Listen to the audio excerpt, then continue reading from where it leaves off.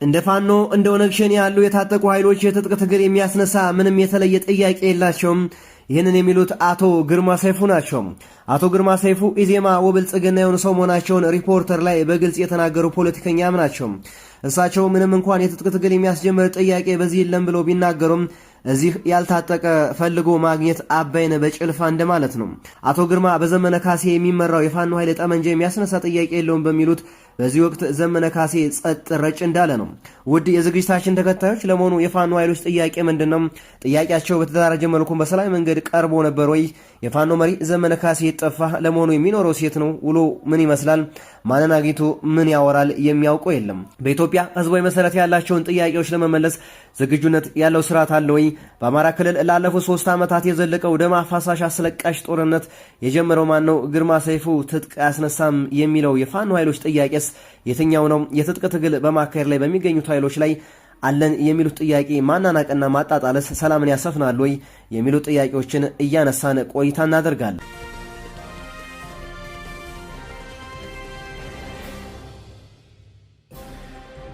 ኢትዮጵያ ውስጥ ከቅርብ ዓመታት ወዲህ የተያዩት የፖለቲካ ለውጦች ተስፋ ሰጪ ጅማሮች የነበራቸው ቢሆንም በአሁኑ ወቅት ሀገሪቱ የተለያየ አካባቢዎች በሚካሄዱ የትጥቅ ግጭቶችና አለመረጋጋቶች ውስጥ ትገኛለች።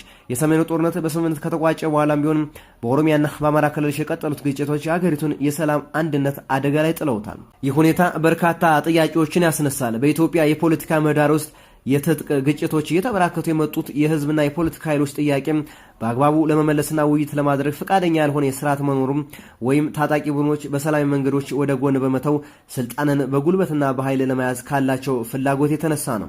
ይህ ጽሑፍ በእነዚህ ሁለት ተቃራኒ እይታዎች ዙሪያ ያሉትን ተጨባጭ እውነታዎች በጥልቀት ይተነትናል። ለትንተናውም የተባበሩት መንግስታት ድርጅት ሰነዶችን፣ የሰብአዊ መብት ምክር ቤት ሪፖርቶችን፣ የጸጥታው ምክር ቤት ስብሰባ ግምገማዎችን እንዲሁም የአሜሪካ የስለላ ማህበረሰብ ሲአይኤ እና የብሔራዊ ደህንነት ዳይሬክቶሬት መስሪያ ቤትን ጨምሮ ያወጧቸውን ዓመታዊ የስጋት ግምገማዎች ሪፖርት መሰረት ያደርጋል። ዓላማው አንድን ወገን ተጠያቂ ማድረግ ሳይሆን የችግሩ ውስብስብነትና ዓለም አቀፍ ማህበረሰብ ሚዛናዊ ግምገማዎችን ለይቶ ማሳየት ነው። እስከ ዝግጅታችን ፍጻሜ ድረስ አብራችሁን ቆዩ።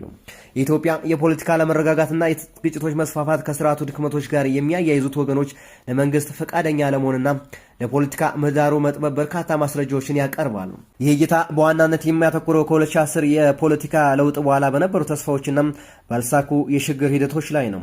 ዓለም አቀፍ የሰብአዊ መብት ተሟጋች ድርጅቶችና የሰብአዊ መብት ባለሙያዎች እንደሚያመለክቱት በኢትዮጵያ ታሪክ ውስጥ ለውጦች ሲመጡ የነበሩ የህዝብ ጥያቄዎች እንደ እኩልነት፣ የወሰንና የማንነት ጥያቄዎች፣ የፍትህ፣ የዲሞክራሲ መከበር ያሉ ጥያቄዎች በአግባቡ ምላሽ አለማግኘታቸው ለትጥቅ ትግል መነሳሳት ትልቅ አስተዋጽኦ አድርጓል።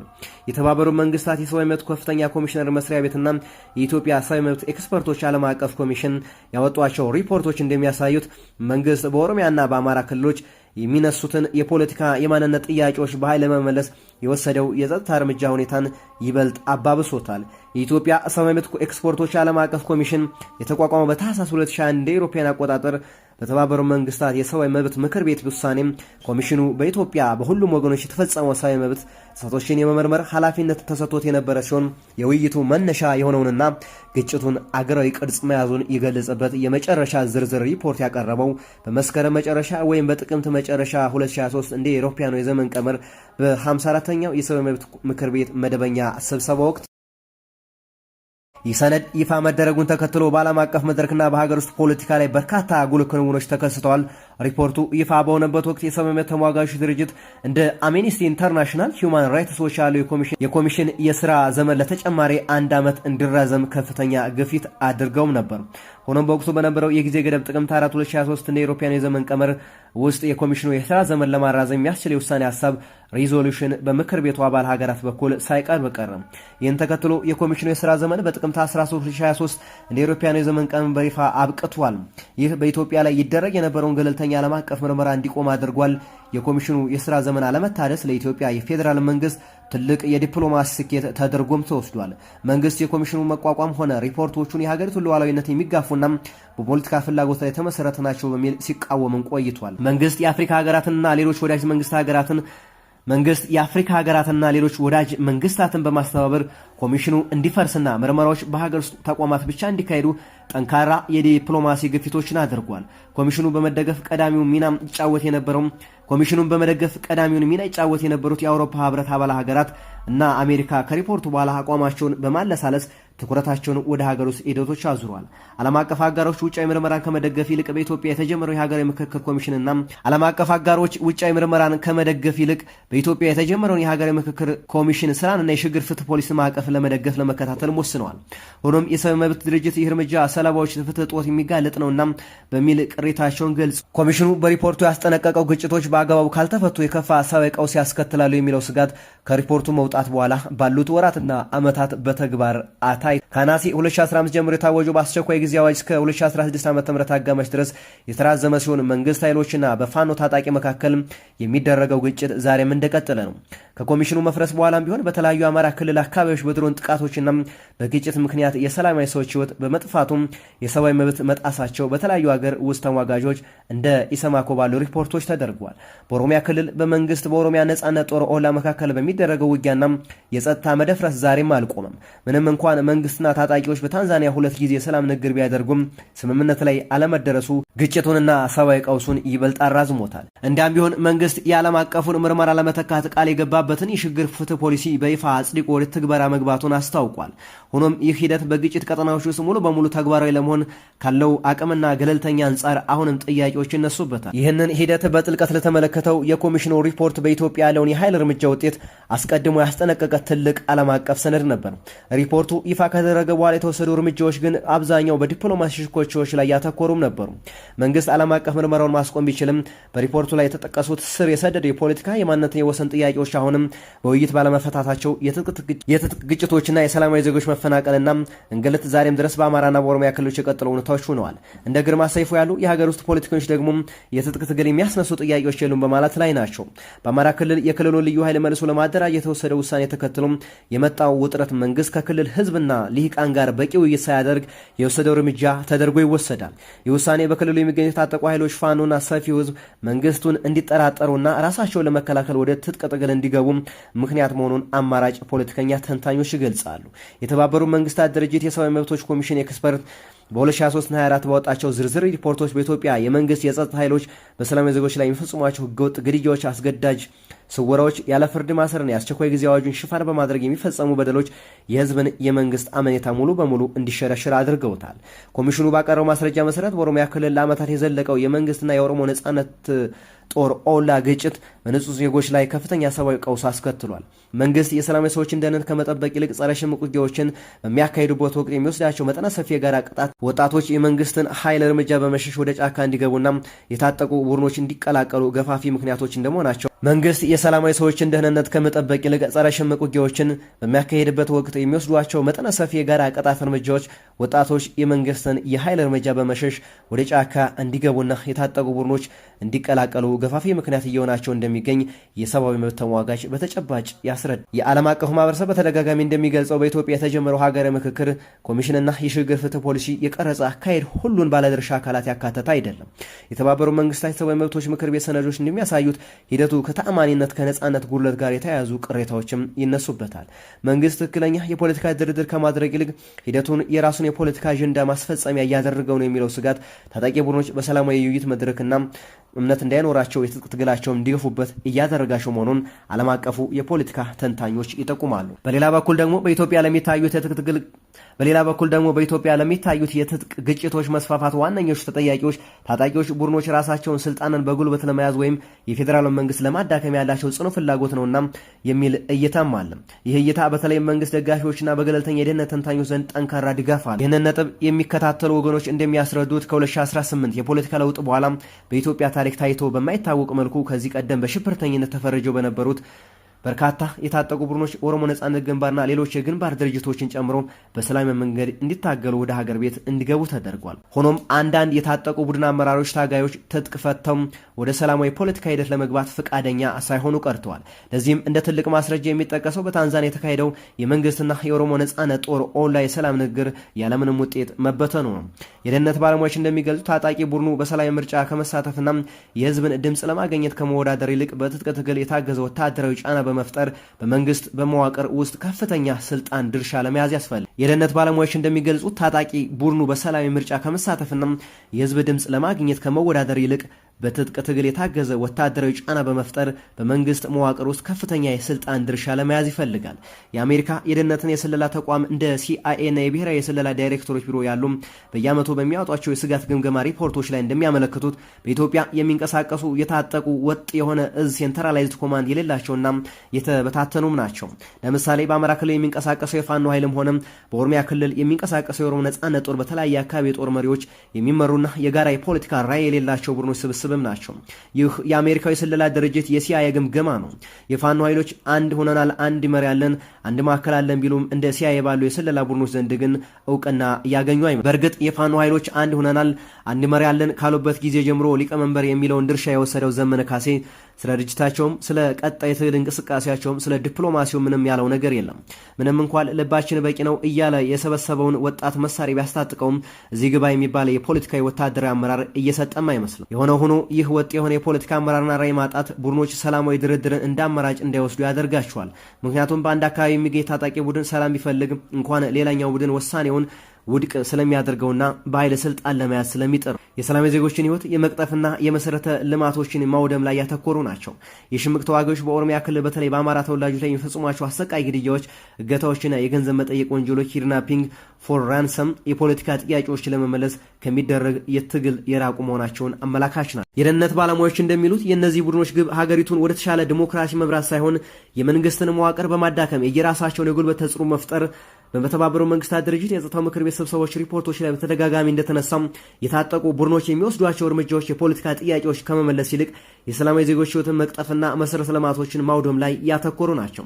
የሽምቅ ተዋጊዎቹ በኦሮሚያ ክልል በተለይም በአማራ ተወላጆች ላይ የሚፈጽሟቸው አሰቃቂ ግድያዎች፣ እገታዎችና የገንዘብ መጠይቅ ወንጀሎች ኪድናፒንግ ፎር ራንሰም የፖለቲካ ጥያቄዎችን ለመመለስ ከሚደረግ ትግል ይልቅ የፖለቲካ ጥያቄዎችን ከመመለስ ትግል የራቁ መሆናቸው አመላካች ናቸው።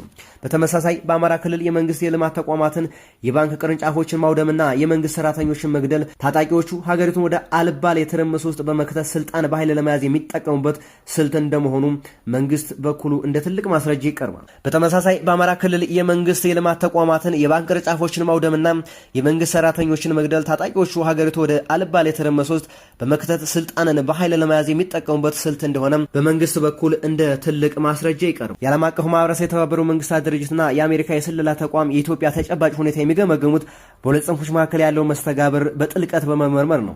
እንደነሱ ትንተና ችግሩ የአንድ ወገን ስህተት ብቻ ሳይሆን ሁለቱም ወገኖች የሚፈጥሩት አስከፊ የኃይል አዙሪት ውጤት ነው። የአሜሪካ የብሔራዊ ደህንነት ዋና ዳይሬክተር DNI በቅርብ ዓመታት ባወጣቸው ዓመታዊ የስጋት ግምገማ ሪፖርቶች ላይ እንደተመለከተው በኢትዮጵያ ያለው አለመረጋጋት ዋነኛ መንስኤም በታሪካዊ የብሔር ግጭት፣ ባልተፈቱ የወሰንና የማንነት ጥያቄዎች እንዲሁም የክልሎችና የኃይል መልሶ በማደራጀት ሂደት የመነጩ አለመግባባቶች ናቸው። ይህ ሪፖርት በቀጣዮቹ 2025 እና 2026 ግምገማ ሰነዶች ውስጥ በኢትዮጵያ ረገድ ተጨማሪ ማጠናከሪያዎችን አግኝቷል። የአሜሪካ የስለላ ማህበረሰብ በወቅቱ በኢትዮጵያ ስለነበረው ተደራራቢ ግጭትና መሰረታዊ መንስኤዎች በተለይም የክልል ልዩ ኃይሎችን መልሶ በማደራጀት ከተወሰደ ውሳኔ በኋላ የተፈጠረውን ቀውስ አስመልክቶ በሪፖርቱ ገጽ 34 ላይ ቃል በቃል እንዲህ ሲል ኢትዮጵያ በርካታና ተደራራቢ የሆኑ የውስጥ ግጭቶችን በአንድ ጊዜም እያስተናገደ ሲሆን ይህም የብሔር ተኮር ውጥረቶችን እንዲሁም በሰላማዊ ሰዎች ላይ የሚፈጸሙ አሰቃቂ በደሎች የመከሰት ስጋትን ከፍ አድርጎታል። በሚያዝያ 2023 እንደ ኢሮፓያን አቆጣጠር በአማራ ክልል መንግስት አዲስ ግጭት የተከሰተ ሲሆን ይህም የኢትዮጵያ መንግስት ከአማራ ሚሊሻዎች ጋር የተጋጨበትና ውጊያው ዓመቱን ሙሉ የቀጠለበት ነው። ምንም እንኳን ጥቅምት 2022 እንደ ኢሮፓያን የዘመን ቀመር በኢትዮጵያ መንግስትና በትግራይ ወገኖች መካከል የተፈረመው የሰላም ስምምነት የሁለት ዓመቱን ጦርነት ያበቃ ቢሆንም እስካሁን ያልተፈቱ የግዛት ይገባኛል ጉዳዮች እንደገና ወደ ግጭት ሊመሩ ይችላሉ። ይህ የአሜሪካ የስለላ ማህበረሰብ ግምገማ ከወጣ በኋላ በፖሊሲ ደረጃም ሆነ በሀገር ውስጥ ተጨባጭ ሁኔታዎች ላይ በርካታ እርምጃዎችን ታይተዋል። ይህ የስጋት ግምገማ ተከትሎ አሜሪካ በኢትዮጵያ ላይ የነበራትን የዲፕሎማሲ አቋም ይበልጥ ጥንቃቄ የተሞላበት አድርገዋለች። በሰሜኑ ጦርነት ማክተም ምክንያት የተወሰኑ ሰብአዊ እርዳታዎች ቢቀጥሉም በኦሮሚያና በአማራ ክልሎች ባለው ግጭትና የሰብአዊ መብት ጥሰት ስጋት ምክንያት ለአንዳንድ ወታደራዊና ቀጥተኛ የደህንነት ድጋፎች የነበሩት ገደቦች እንዲቀጥሉ ተደርገዋል። የአሜሪካ መንግስት ልዩ መልእክተኛም የክልሉ ልዩ ኃይሎችና የማፍረስና ማዋሃድ ውሳኔ የፈጠረው ቀውስ በፖለቲካ ድርድር ለመፍታት በተደጋጋሚ ግፊት አድርገው ሪፖርቱ በገለጸው መሰረት ልዩ ኃይሎችን የማዋሃድ ሂደት በአማራ ክልል ያስከተለው የፋኖ አመፅ ለመቆጣጠር የፌዴራል መንግስት መጠነ ሰፊ ወታደራዊ ዘመቻዎችን አድርጓል። ሆኖም ውጊያው ሪፖርቱ እንዳመላከተው አመቱ ሙሉ የቀጠለ መሆኑ መንግስት በኃይል ከመፍታት ጎን ለጎን የተወሰኑ የሰላም ጥሪዎችን ለማቅረብና የይቅርታ አዋጆችን ለመጠቀም ሞክሯል። በኦሮሚያ ክልል ከኦነግ ጦር ኦላ ጋር ታንዛኒያ ላይ የተደረገው ድርድር እንዲጀመር የነበረው ዓለም አቀፍ ግፊትም ቢጨምርበትም በወቅቱ የስምምነቱ ላይ አለመደረስ ግጭቱ ይበልጥ አራዝሞታል። ሪፖርቱ በተለይ በትግራይና በአማራ ክልሎች መካከል ስላለው ያልተፈታ የግዛት ይገባኛል ጉዳይ ያስጠነቀቀውን መነሻ በማድረግ መንግስት በሁለቱ ክልሎች መካከል ያሉትን አወዛጋቢ አካባቢዎች ራያና ወልቃይት ጠገዴም በተመለከተ የተፈናቀሉ ዜጎችን የመመለስና የመከላከያ ሰራዊቱ የማስፈር እርምጃዎችን መውሰድ ጀምሯል። ሆኖም እነዚህ እርምጃዎች አሁንም በሁለቱ ወገኖች ዘንድ ሙሉ እምነትና መግባባት ያልተፈጠረባቸው በሆናቸው ውጥረቱ እንዳለ ነው። የ2025-26 የዲኤንአይ ሪፖርቶች እንደሚያሳዩት ኢትዮጵያ በውስጥ ግጭቶች በመጠመዷና ያጋጠማት ኢኮኖሚያዊ ጫና የውጭ ፖሊሲ ላይ ተጽዕኖም አሳድሯል። በተለይ በጥር 2024 እንደ አውሮፓውያኑ አቆጣጠር ከሶማሊያ ጋር የፈረመችው የመግባቢያ ሰነድ ከሶማሊያ ከቀጠናው ሀገራት ጋር አዲስ ዲፕሎማሲያዊ ፍጥጫ ውስጥ እንድትገባም ማድረጉንም ይህ የውስጥ አለመረጋጋቱ ወደ ቀጠናዊ ውጥረት መሸጋገሩን የደህንነት ተቋማቱ በቅርብ ሪፖርቶች ጠቁመዋል። የአሜሪካ የስለላ ማህበረሰብ ዲኤንአይ ግምገማ የሚያሳየው በኢትዮጵያ ያለው አለመረጋጋት በድንገት የተፈጠረ ሳይሆን ስልታዊ በሆነ መንገድ ያልተቋጩ ታሪካዊ ቅሬታዎች ውጤት መሆኑ ነው። የፌዴራል መንግስት የክልሎች ኃይሎች ልዩ ኃይሎች እንደገና ለማደራጀት የወሰደው እርምጃ መዋቅራዊና የፖለቲካ መተማመን በሌለበት ምህዳር ውስጥ በመተግበሩ በአማራ ክልል አዲስ የትጥቅ አመፅ መሸጋገሩ በተጨባጭ ይተርካል። ይህንን ሪፖርት ተከትሎ በተወሰዱ ፖሊሲዎች እርምጃዎች ዓለም አቀፍ ማህበረሰብ የሀገሪቱን የውስጥ ውጥረት በወታደራዊ እርምጃዎች ብቻ መፍታት እንደማይቻል በመገንዘብ በይፋዊና ይፋዊ መንገዶች ድርድር ይደረግ ግፊት ማድረጉን ቀጥሏል። ሆኖም መሰረታዊዎቹ የወሰን የማንነት የፖለቲካ ስልጣን ክፍል ጥያቄዎች አሁንም ዘላቂ መፍትሄ ባለማግኘታቸው የዲኤንአይ ስጋቶች በተግባር መሬት ላይ መገለጣቸው ቀጥለዋል። የስለላ ተቋማቱ ሪፖርቶች እንደሚያስረዱት የፌዴራል መንግስት ወታደራዊ ኃይልን ብቻ በመጠቀም ሰላምን ለማምጣት መሞከሩ የትጥቅ አማጽያኑም ዓላማ ያጠናክረዋል እንጂ ችግሩን አይፈታውም። በሌላ በኩል ደግሞ የታጠቁ ቡድኖች መበታተንና ጽንፈኛ የብሔር ፖለቲካ አራማጅ መሆን መንግስት ሰላማዊ ድርድርን ለማድረግ የሚያስችል እውነተኛ አጋር እንዳያገኝ አድርጎታል። ይህን ሁኔታ የኢትዮጵያ መረጋጋት አደጋ ላይ የሚጥልና ቀጠናውን ደህንነት የሚያናጋም መሆኑን ሲአይኤ እና መሰል ተቋማትም ያስጠነቅቃሉ። በተመሳሳይ መልኩ የተባበሩት መንግስታት ድርጅት የጸጥታው ምክር ቤት በኢትዮጵያ ሁኔታ ላይ ባደረጋቸው ስብሰባዎችና ባወጣቸው መግለጫዎች ወታደራዊ እርምጃዎች ለዘላቂ ሰላም መፍትሄ እንደማይሆኑ በተደጋጋሚ አጽንኦት ሰጥቷል። ዋና ጸሐፊው አንቶኒዮ ጉቴሬዝ ባቀረቧቸው ማብራሪያዎች የትጥቅ ግጭቶች እየተበራከቱ የመጡ የፖለቲካ ምህዳሩ በመጥበቡና በሁሉም ወገኖች በኩል ሰላማዊ አካታች ውይይት በማድረግ ቁርጠኝነት በመጥፋቱ እንደሆነ ገልጸዋል። ምክር ቤቱ እንደሚያመለክተው መንግስት የህዝቡን የልማት፣ የፍትህ፣ የእኩልነትና ጥያቄዎችን በአግባቡ ለመመለስ የሚያስችል ጠንካራ ተአማኒነት ያለው ተቋማዊ አቅም መገንባት አልቻለም።